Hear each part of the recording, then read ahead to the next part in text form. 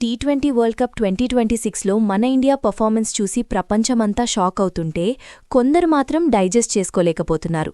రీసెంట్గా పాకిస్తాన్ ఏడ్చింది. ఇప్పుడు శ్రీలంక టైం వచ్చింది.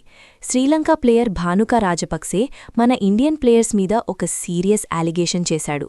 అదేంటంటే ఇండియన్ ప్లేయర్స్ వాడే బ్యాట్లలో రబ్బర్ ఉంది అంట. వాళ్ల బ్యాట్లలో స్పెషల్ రబ్బర్ లేయర్ ఉండడం వల్లనే అంత ఈజీగా సిక్సర్లు కొడుతున్నారు అని పెద్ద బాంబ్ పేల్చాడు. అసలు ఎవరెవరు ఆ ప్లేయర్స్? దీని వెనక ఉన్న అసలు కథ ఏంటి? డీకోడ్ చేద్దాం. భానుక రాజపక్సే డైరెక్ట్గా ఏమన్నాడో తెలుసా? ఇండియాకిచ్చే బ్యాట్స్ మాకిచ్చే బ్యాట్స్ కంటే చాలా డిఫరెంట్. వాళ్ల బ్యాట్స్ మీద ఒక రబ్బర్ లేయర్ అప్లై చేసి ఉంది. అందుకే బాల్ బ్యాట్కి తగలగానే బుల్లెట్లా వెళ్తుంది.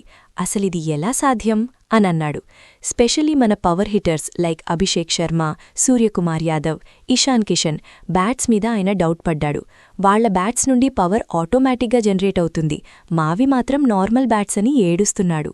ఈ మాట వినగానే మన ఇండియన్ ఫ్యాన్స్ ఊరుకుంటారా? సోషల్ మీడియాలో రాజపక్సేని ఆడుకుంటున్నారు. అరే బాబూ, అది రబ్బర్ కాదు, అది మా వాళ్ల మజిల్ పవర్ అని కొందరు, మీరు సరిగ్గా ఆడక బ్యాట్స్ని అంటారా అని ఇంకొందరు ట్రోల్ చేస్తున్నారు. అసలు ఐసీసీ రూల్స్ ప్రకారం బ్యాట్లో రబ్బర్ వాడడం ఇల్లీగల్. అలాంటిది బీసీసీఐ అంత పెద్ద రిస్క్ చేస్తుందా?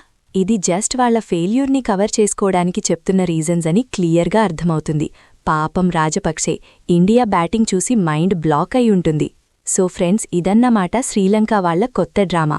మీరేమంటారు? నిజంగానే మన బ్యాట్లలో మ్యాజిక్ ఉందా, లేక మన ప్లేయర్స్ హార్డ్వర్కా? ప్యూర్ టాలెంట్ అయితే కామెంట్ సెక్షన్లో ఫైర్ సింబల్ పెట్టండి. ఈ వీడియో నచ్చితే లైక్ కొట్టండి, షేర్ చేయండి. బాయ్.